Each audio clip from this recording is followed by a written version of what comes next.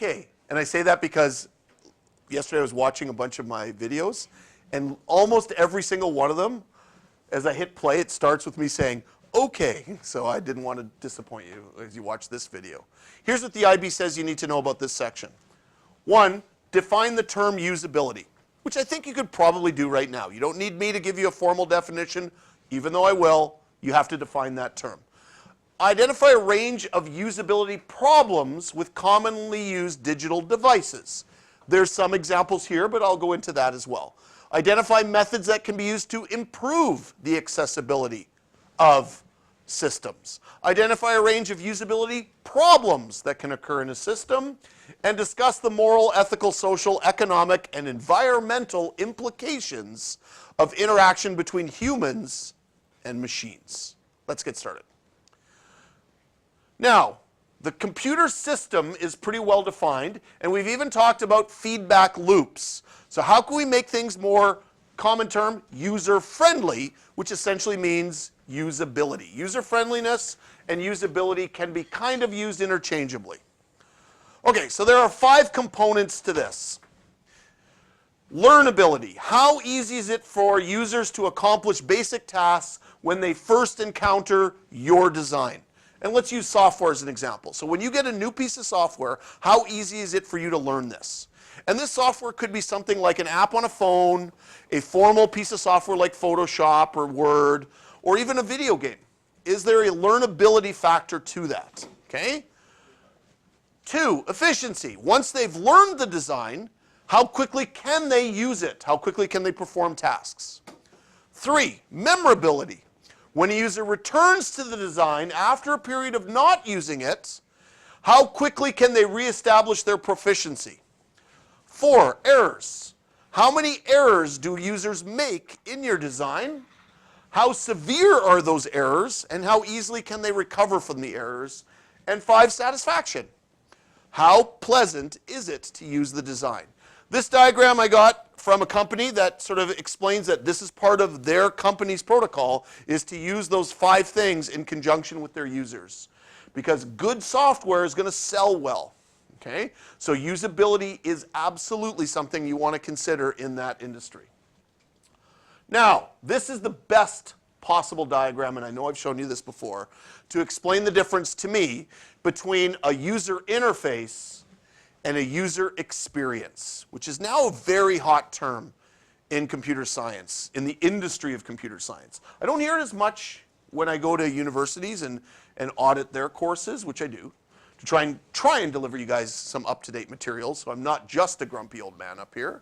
But in addition, after about 7 years of going to the Prairie Developers Conference as well, which is something that I hope we're going to be invited to this year, I'm pretty much 99% guaranteed, and interacting with people who work in the industry, that's huge. They talk about user experience, which they shorten to UX all the time. Okay? It's defined as the process of enhancing user satisfaction with a product by improving the usability, accessibility, and pleasure involved in interaction with the product.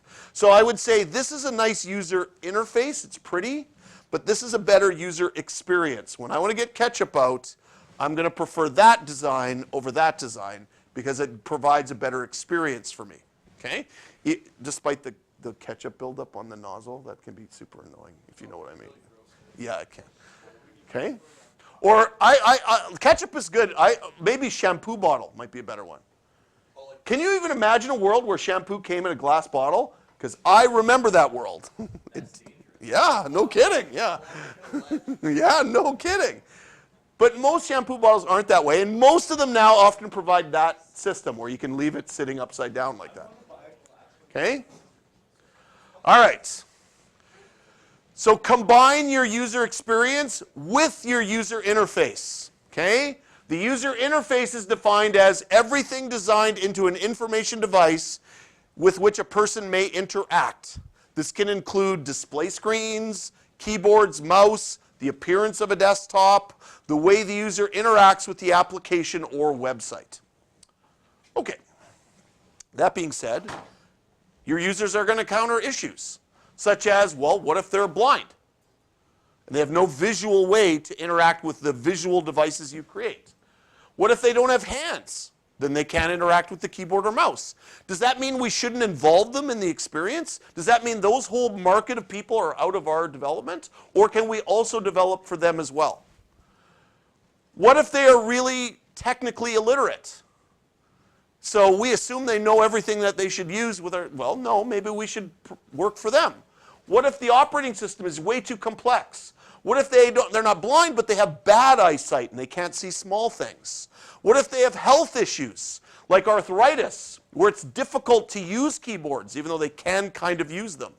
What if they have bad hearing and they can't hear things coming out of the speaker well? What if the device we're devising for them has to be used outdoors on a beach in the middle of summer, where it's super bright, or at night, where it's super dark? What if it's a handheld device and they're working in an industry where possibly it could slip out of their hand, like if they're working outside in the rain? Can we design for that? What about more extreme medical conditions like Parkinson's disease? Okay? These are more extreme user issues that we can consider. And maybe that's a market that we can address. So there's tons of solutions out there, both hardware and software. If you've never encountered these before, the sip and puff device, which you see here, is used by paraplegics to control their wheelchair. Think about that life, again, for a moment. That blowing air and sucking in a little bit of air actually controls how you move around on a daily basis. There are hundreds of people in the world where this is an important thing. And the better technology you create for them, the better their experience will be. Okay? Voice recognition software. This is now fairly common. It's built into so many of your devices now that you can just talk to them in so many different ways. Sure, that's a little bit of hardware, but most of that is software based to actually understand and use what's called heuristics to kind of understand exactly what's going on. Keyboards. We've talked a little bit about keyboards before. You have keyboards in front of you. Your handheld devices have keyboards. Could we design that in a different way? That's what a computer scientist can look at. They'll then give the specs to the engineer who will actually build it. But what if you have Parkinson's disease? How would you design a keyboard for someone with Parkinson's disease? Should it even be a keyboard? Should it be something else so that they can type? These are questions that could potentially create a usability fix that we haven't even thought of before. Maybe you will be that person that will create something better. I have one of these at home. I have it, not this one, I have a nicer one than that. A trackball device where instead of using a traditional mouse, I like this thing with my thumb. That because I can actually totally lay on the couch and I don't have to do anything with it. It's awesome. But that's a device, it's essentially an upside down mouse where you can move the mouse without actually moving a mouse. It's like the ultimate in lazy awesomeness. Okay? Even the system itself can have usability issues. So for example, is your feedback system good enough? Is your prototyping system good enough? Is it clear enough? Are we getting enough feedback from our users, or are we missing out on something that could work better? Our internet service provider downtime or inability to connect to servers. I hear some of you complain about that stuff all the time. Depending on the complexity of the system, employees may have trouble learning how to work that. Even things like connecting to Wi-Fi networks, the system might have been set up too complex for certain users. Can we make it easier for users? You guys have grown up in a world of software where that was a big focus. Any of you that use my back computer over there, that is not an easy system to necessarily use compared to these. Okay? And that even has built into it a system over top of the one that it actually used, which was a DOS-based typed-in command system. Voice recognition software. Well, maybe it doesn't pick up on our new words that we add every single day to our day. So when I pick up my phone and I say to it, cast me outside, how about that? Is that right? Something like that. Does it know what I'm talking about? Or does it have no clue? What if I have a German accent when I do that? A sharp German accent, and I'm old. I'm not a good enough actor. I would challenge one of you right now to say that phrase As a 90-year-old German, would any of you take that challenge right now? Oh, a 90-year-old German female. That's even... She knows that you guys are just bugging her. Oh, listen to y'all telling her to do it, but you're not going to step to the plate, right? All right. We'll leave it behind. All right. Okay. So now we've addressed those things. Now we go and plan the system. Here's what the IB says you need to know. 1, identify the context in which a new system is planned. Okay? Describe the need for change management. Why should I manage that change? Outline compatibility issues resulting from situations including legacy systems or business mergers. There is certainly more information here, but I'm going to get to it in the presentation itself. Whoops. Compare the implementation of a system using a client's hardware with hosting systems remotely. Evaluate alternative installation processes. Discuss problems that may arise as part of data migration. If you don't understand what some of these words are, I will be defining them, right? Like say data migration. Suggest various types of testing. Okay, let's get into it. So now we've designed a system. We've considered the way the humans are going to interact with it. Let's plan to implement this new system. Change is hard for most people. They don't like change. You watch. When they said that they were going to remove Max from, say, the photography lab, the photography teachers were not pleased about that and actually worked hard to avoid that change, which they have done. That change is not happening. Okay? So managing change is very important. So the term change management refers to an approach to transitioning individuals or teams or organizations or companies to use methods intended to redirect the use of resources, processes, budgets, or other models or modes of operation that significantly reshape that organization. Now, change management will benefit people because you want that transition to be smooth. It will avoid upset employees. It'll avoid extra costs. It'll avoid all kinds of things that could come up as a result of doing it badly. Okay? If any of you have a job right now and all of a sudden they just come in one day and change everything, you know how that's going to affect the job. So we have to figure out why is this change taking place. And sometimes you have to explain that to people. This is why we're changing things. Okay? What are the benefits of the change? Obviously, if you're going to make a change, it's for a benefit. So what's in it for you? What's in it for all of us? What are the details? When is it going to occur? How much of it's going to happen at once, etc. Then you might need to devise an education system or a training system. So this is going to be the new software you're going to use. This is how we're going to teach you. You are definitely most likely going to encounter resistance. So you need to be ready for that. You need to provide possible counseling for those who resist it. Okay, I understand you don't like this, so this is the session we have set up for you to whatever. Alleviate your fears, also known as, I'm not going to use the crude term, but a B blankety blank blank session. Okay? And then monitor the change and address any updates. This is a diagram from a company that explains that as well. It's got some of those same terms drawn in a diagramical way. All right. Now, often this is based on transitions from legacy systems. So the term legacy system basically just means old technology, old software, an old system of or relating to or being a previous or outdated computer system. That's directly a quote there, implying that the legacy system is basically out of date and needs replacing. So let's talk about disadvantages first. Why is it a disadvantage to replace an old system? Well, old systems might actually be more expensive than newer systems in maintaining it.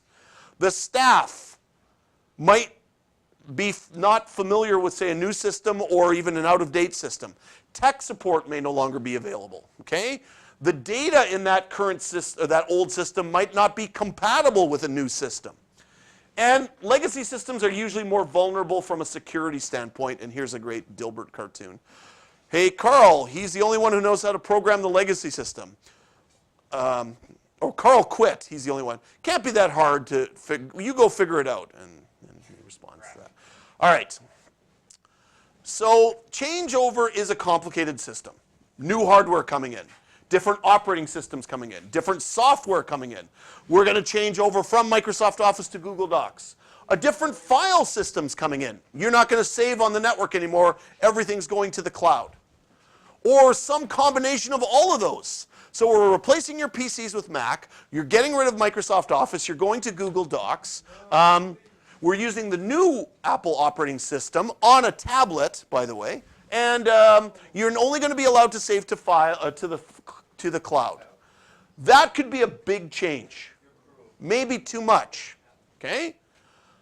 One modern solution, very popular now, is the SaaS system. Software as a service. Where you pay for software in a subscription way. Can any of you name a system that uses this now? Office does this. Oh, I forget what it's called. Adobe servers. Adobe does this now. Do you think even programming software can go to that service? Oh, absolutely they could, right? Absolutely they could go to that as a service. What's the advantage of that? Let's talk about advantages. More updates. Well, not only more updates, you know your software will always be current. It'll always be up to date because you're using software that they are keeping up to date. What's the disadvantages? Yeah, it's an ongoing cost that you may or may not be able to afford, but it's not like a one-time cost. You're paying for it all the time. Okay? All right. One thing it mentions here is security. Why is security an issue with software as a system or a service, pardon me? Especially with, say, storage. So, for example, using a Dropbox account instead of saving it on your local laptop. You don't know who can access it, right? They can access your content. It's not in your control necessarily. Okay. Now, if we decide to move to a new system, we're going to have to perform what's called a data migration, which literally is you're migrating your data from one system over to the next. You've probably done this if you got a new laptop. You're going to take your old data, move it to your new data in your new laptop. Okay? The process of transferring data between storage types, formats, or even whole systems. Problems that can arise. Corruption. Data is just a bunch of ones and zeros, a bunch of positives, negatives. You can guarantee sometimes that in transferring that, one of those little switches might not switch properly. And you'll get what's called a corrupt file, which means you can't read it anymore. There's always a risk that something important, your little baby picture of you, sucking your toe or whatever it was you were doing, that mom and dad love, could get corrupted and lost forever. Okay? File formats. So the old system used some format that the new system doesn't recognize. This was a huge concern. You guys weren't even born yet. But in the late 90s, moving towards Y2K. As a matter of fact, that's when I was doing my computer science degree. And I knew I was going to go into teaching. I wasn't going to go directly into the industry, although I did do some stuff there. But all the people I was in computer science with who were going into the industry were getting hired to specifically debug code that they thought was going to be the Y2K bug. It was like they couldn't hire programmers fast enough to do that because they were so concerned. One of my good friends worked at the Great West Life building downtown. You know, the one across from the Parliament, with the Golden Boy. There's a big Great West Life building there. He was hired to debug code in, slipping mind, the language. The programming language was Pascal. That's what it was, Pascal. Programming language Pascal. So when he was hired, they said, do you know Pascal? He said, no. He goes, well, we need you to debug this code, and we need a programmer. We'll give you 6 months and an unlimited budget. Buy as many books as you need, go to as many conferences as you need, learn Pascal. And he was given 6 months to learn Pascal. So he literally, for 6 months, just bought books, sat in his office, read, and practiced programming in Pascal, and then after that went into their system. There was no bug, but he went through all that code to see if there was a bug there. Okay. Why didn't they just hire someone who knows Pascal? I guess they just couldn't. Okay? So that was a huge one. Cost. There could be a cost to all this, right? That would have obviously cost money. Was that a legacy language back then? That might be comparison. The term legacy is an open umbrella term, right? I mean, no one says that this is a legacy language anymore. No, I mean, it's kind of can be defined different ways in some cases. So at that point, they were just concerned about the problem of a data migration and that they were going to have this bug hit. You know where I was for New Year's Eve on 2000? Sitting in my wife's office because she had been called in by her bosses to make sure that if the universe exploded at the minute of New Year's Eve. So my wife and I, we had no kids. We were only married a couple years at that point. And I was like, oh, we're going to take my wife out. Y2K is going to be awesome. Good greatest party ever. No, we sat in her office waiting for Y2K to happen, and then we went out after that. And she's a social worker. She has nothing to do with computers, right? But that's how panicked the world was at that time. So if you hear about all these amazing parties that happened in the year 2000, it wasn't necessarily from people working because everyone was concerned that the universe was going to end, which it didn't. Why did they just advance some computers' times by a bit so they got to see what happened? If we all had, if ifs and buts were candies and nuts, we'd all have a Merry Christmas, right? So who knows why? All right. Now, system's been developed. It's been tested. It's working. The business is waiting for this new system. Ooh, we're so excited. We're getting new computers. Here's the 4 different ways you could transition. Direct, parallel, phased, or pilot. And we'll talk about each of these. Okay? So you're about to change over.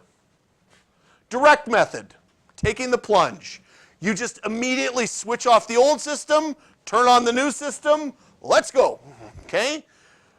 Now, what you as an IB student in examining this for things like your exam questions should again look at what's the advantages, what's the disadvantages. A direct changeover is the riskiest strategy, but it has some advantages. It's the cheapest. So cost-wise, it's way cheaper to do this. The new system is available to everybody immediately. That's good. You don't need to keep duplicate data. You don't need to even you can throw out the old system immediately. Disadvantages. It's definitely risky. What if something goes wrong? You've made the change.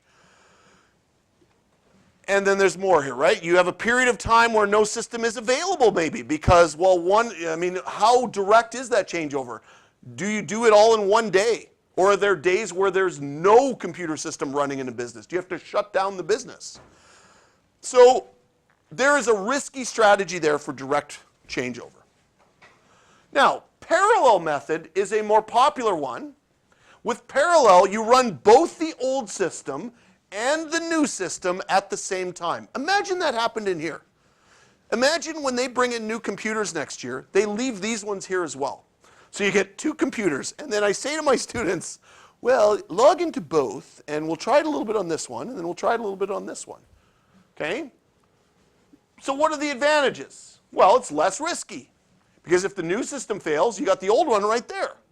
It's less stressful for the staff.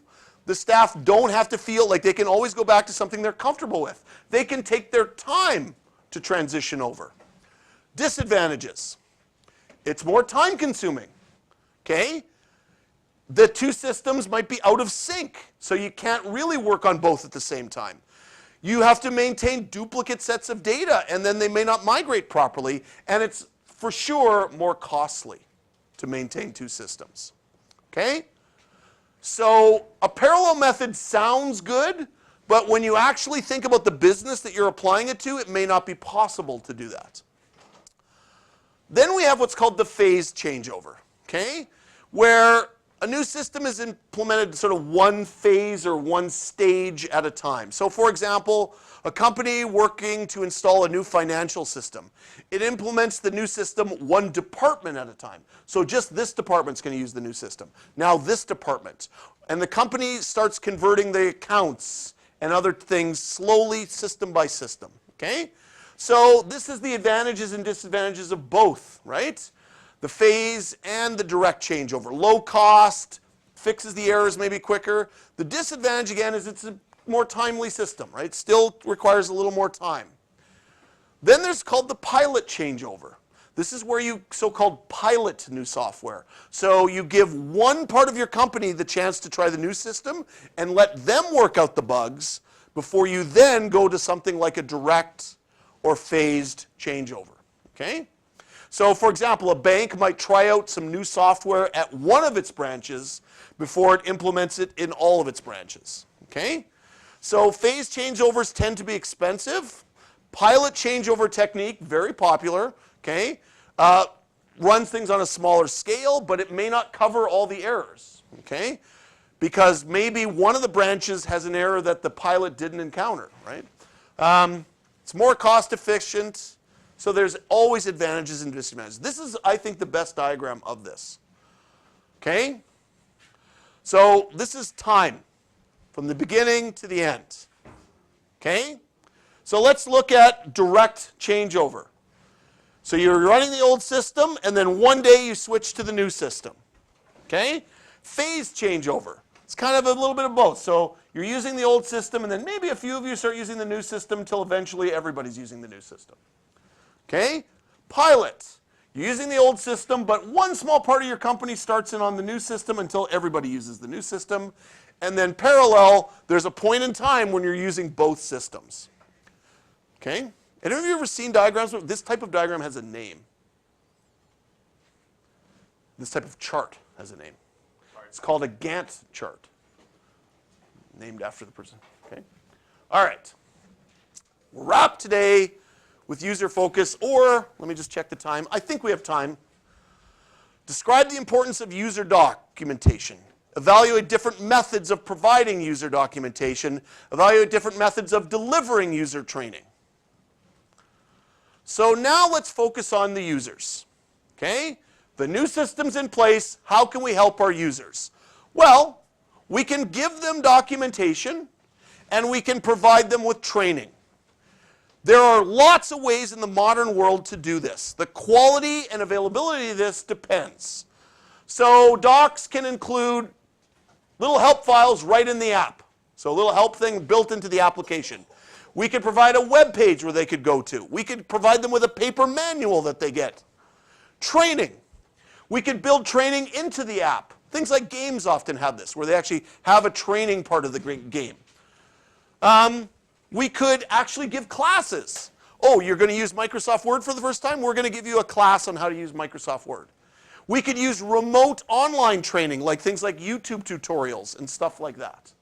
I mean, okay?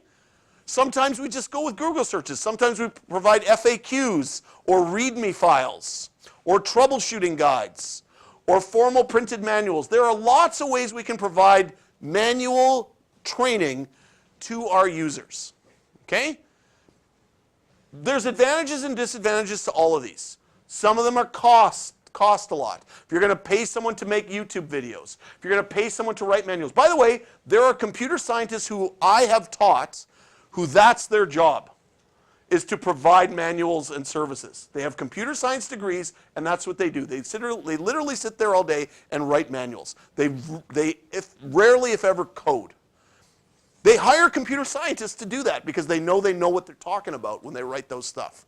They know they've thought about user interaction. They've thought about all those things. Now, that may not be what your computer experience could be, but I'm just saying that's a job that you'd never think a computer scientist does. Absolutely they do. Formal training, that also is sometimes part of a job of a computer scientist, is to provide a seminar on how to use stuff. Self-instruction can be the cheapest. You just say, yeah, let the users figure it out. They'll figure it out on their own, right? But that can provide a usability issue that might affect the bottom line of your software. Okay? You can build lesson plans. You can talk about this. If you can provide user training and say, oh, you can Skype me if you have a problem with this, right? So there's some flexibility issues that you could build into this. There are tons, again, I'm not going to read this all to you, but that's available for you to look at as you answer IB-type questions that might come up. All right, we will stop there. I'm sorry I didn't quite get it done, but we will definitely finish this quickly tomorrow before we code, but I don't want to run into the bell.